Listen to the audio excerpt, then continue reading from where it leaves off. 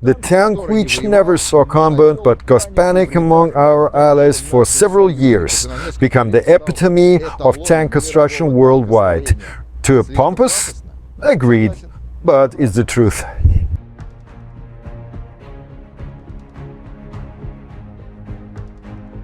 During the Great Patriotic War, heavy tank was still necessary. Their task was to pierce and break through heavy fortified enemy position, attack them, and simultaneously to destroy all kinds of resistance, including enemy heavy tank.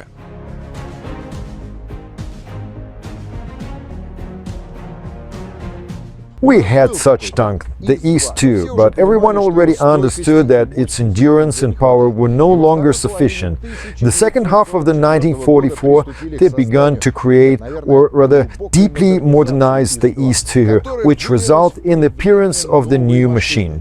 So, that would be correct.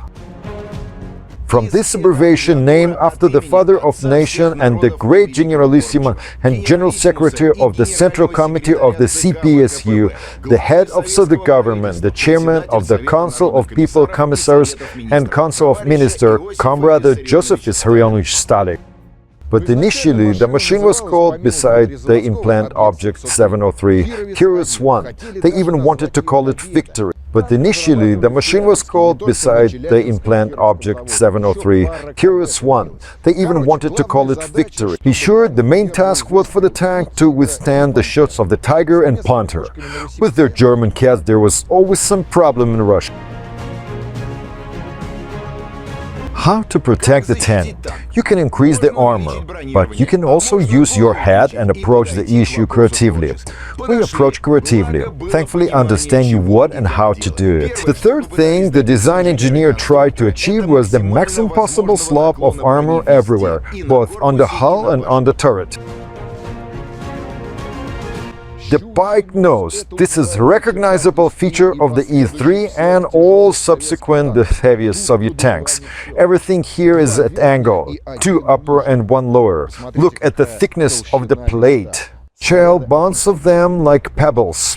Of course, this is not a shell, but it's better to show it visually. The frontal armor of the tank consists of 2 armor plates, 110 mm thick, converging in the wedge at angle 56 degrees to the vertical and 43 degrees to the slope. Also, the roof of the compartment was welded at an angle of 73 degrees. In addition to everything else, the lower plate is also positioned at an angle of 63 degrees. Rational angles practically double the thickness of the armor. But the artistic quilting doesn't end here. Now open the hinge for you to see the inner sheet. 90 mm thick with reverse angle of 60 degrees. The stem is also sloped. Only the walls above the roller stand straight. But the bottom is still even. But not everything. See yourself. So you understand, the tank's body is welded, made of sheets where the word sheet is on the conditional. They are rolled, made, homogeneous armored steel with thickness 20, 30, 60, 90 and even 110 mm. The welding is so strong that it didn't crack when it hits by shells, but only in serial copies. And of course, the turret is cast, flattened, calculated in such a way that no matter where you throw it, horizontally it's always 160 mm, and for head with the mask it's something. The most powerful, of course, in front, 225 mm, had the rational angle. The shape of the turret was unique at that time. It has the shape of flattened, drop-like hemisphere. The thickness of the turret walls in the sides and stern ranged from 220 mm at the bottom to 110. The creator squashed it as much as possible to fit everything inside. By the way, due to conditional streamlining of IS-3, they show good resistance to roll over when passing through the shock wave of the nuclear weapon. Next is the chassis rear-wheel drive bicycle.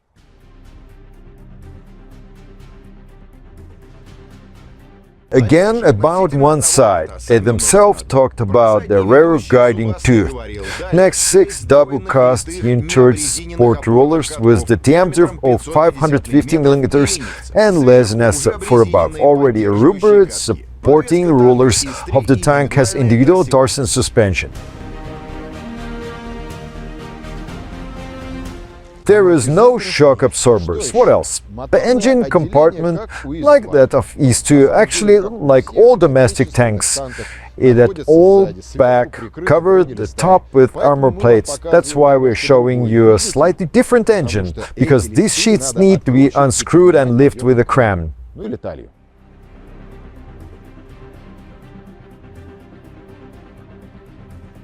The diesel engine V54 KAS, 12 cylinders, V-shaped, with the volume of 38,880 cubic centimeters, power 520 horsepower, maximum crankshaft speed 2,000 revolution per minute, maximum trunk more than 2,200 Newton meters. The engine is the further development of the tank diesel's engine V2. Behind the engine is a multi-disc main drive friction clutch with a servo drive, mechanical 4-speed gearbox with a low gear, then 2 side turn mechanism, belt, brakes, other visible. The torque to the wheels is transmitted through the side planetary gears. And the traction show the side.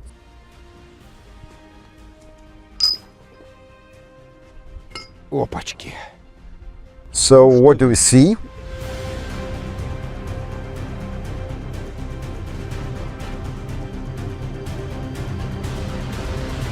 The tanks are located inside, on the side of the engine above the truck niches. 425 liters can be supplemented with 6 March tanks, each with 90 liters. They have pneumatic locks, so if something on the fire, press button and tank will shoot off. What else I can tell you? Oh, tanks interfere with the turret rotation, so the gas has to be raised in marching condition. The butter lies in this bracket. Well, it's time to get into the turret and immediately to the tank commander seat. By the way, tanks, so double hatch, sitting in the tank is very comfortable. So, here the crew of 4. The tank commander seat, where I will land now, the gunner on the right side, the loader, and somewhere in the distance, the driver mechanic. Just fabulous! The turret is cramped, as I said. The designers try to flatten it as much as possible, but at the same time, the instrumental panel was located on the left. Simply phone on the telegraph radio station TAM PK26 for external communication, and the tank intercom telephone TP4 for all crew members on the left. So I'm sitting on the loader seat, and of course I'm sitting correctly, like this. Okay, so in IS-2, separate loading. Shell were placed in these trays in a circle, and now I'll take one out. Something like that. Oh, so heavy. The cartridge cases standing everywhere, wherever they wanted, even next to the driver mechanic. Ooh, what a physical strength you need to load them.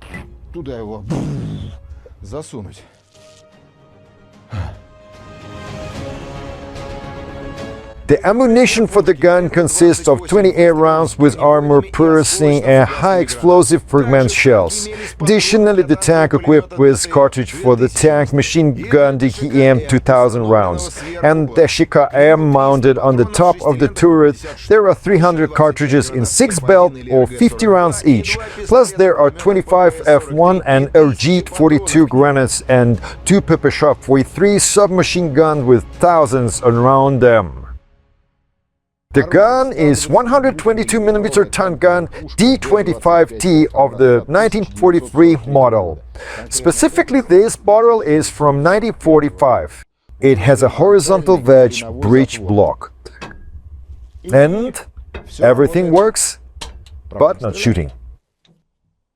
At most film, the tanks are practically virtual. Not exactly storage condition, but something has been preserved. For example, the bundle of pouches for the fuses is still there, and it's even written fuses on them. The antenna set is complete. Even a canvas holster for the pistol is hanging there. The spacious device is installed. But the most important thing, comrades, this is I'm about to show you. And this thing, there is it, will go with me. A bit later.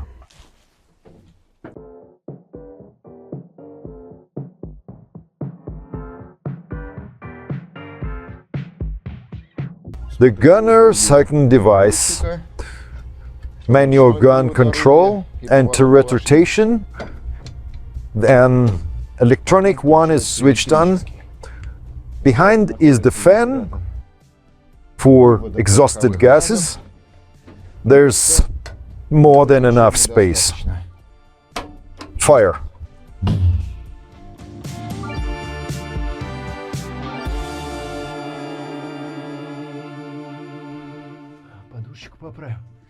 Driver mechanics seats is a big thing.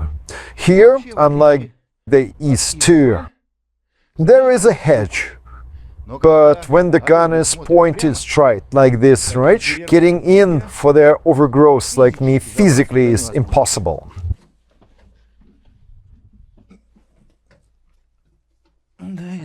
Please excuse me, it's not a very professional feat, but what won't you do to show you something? So, I'm in. If later I'll tell you that it's comfortable for me in the IS-3 tank, don't believe me. Yes, there is plenty of room in the shoulders, deep before they haven't installed chargers, shells on their sides yet, but with this seat position, I don't know how I'll manage. On the right side, there is a gear shift lever, hand thrower, mass. Here are two controls levers. On the right side are the hour meters, RPM, gauge. On the left is the panel with the various switchers, signal, and priming. Priming diesel. I haven't even gone anywhere and I'm already tired. And here, the instrument light for you, like in Formula 1. There are two clutches on the pedals which are heavily pressed. Accelerator. And now actually the most interesting thing, why did I bring you these things? Oh, what's this? It's so heavy! And not only it is heavy, but you can't see anything. Well, in the position of the Martian embryo, we start the engine. By the way, DTC here for external studying, there is exactly the same clamp on the Czechoslovakian Prague. It's a foot dry. Okay, we turn on mass, adjust it at a little manual throttle, RPMs on the right side, the oil pressure and start to button. We press the oil pressure, look into the distance to see the 5, and without releasing, press the start.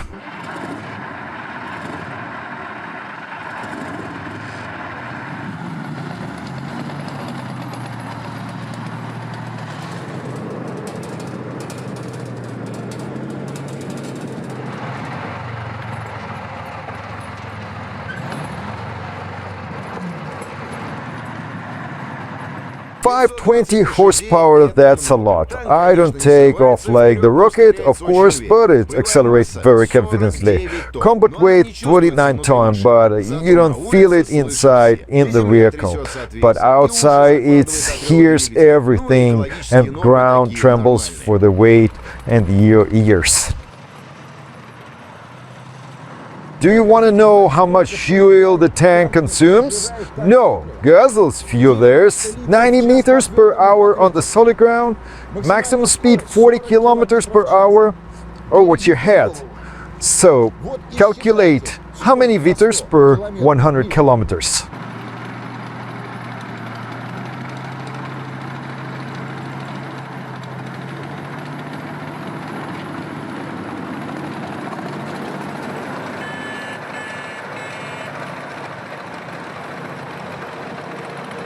IS-3, as you understand, is a heavy tank. Its body length is almost 7 meters, and if you count with the gun, it's all 10 meters. The weight of the tank is also not small, 3,390 millimeters, but the height for such a impressive machine is less than 2.5 meters. For comparison, the modern T-72 is 2,190 millimeters. Control. Gear shifting, you need to get used to it. Changing to a higher gear is not difficult, but changing to a lower gear is more difficult. Turning with the levers and braking delivers on oneself. And if there is no ice, you stop.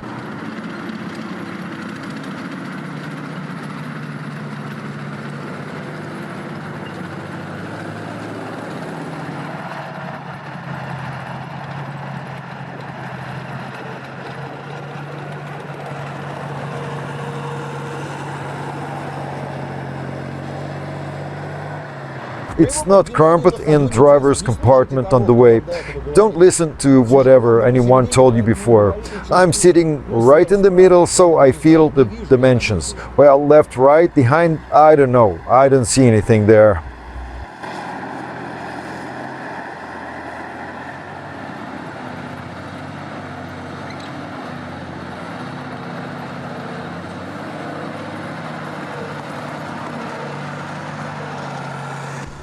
By the way, ideally the emblem of the tank troops in Russia, like a cooperative, wanted to display the IS-3. Honestly, the backside doesn't even fit in the seat. These tankers are narrow hippers.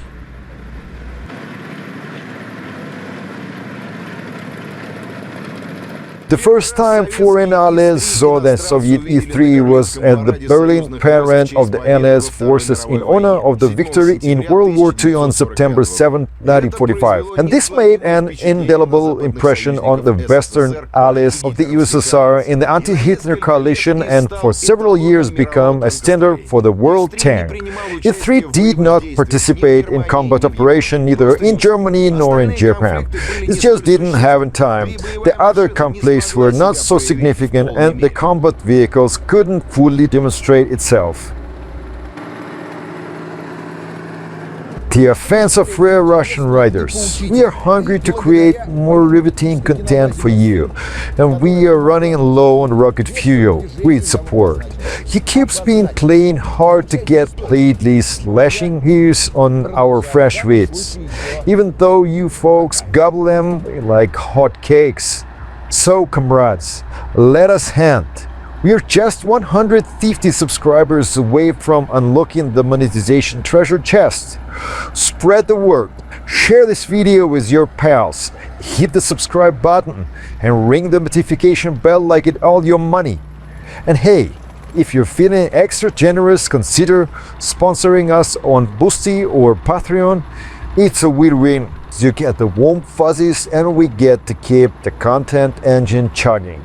Remember, it's not a rocket science. Just a few clicks to help us soar. Your support means the world to us. Until our next rendezvous, stay curious, stay awesome.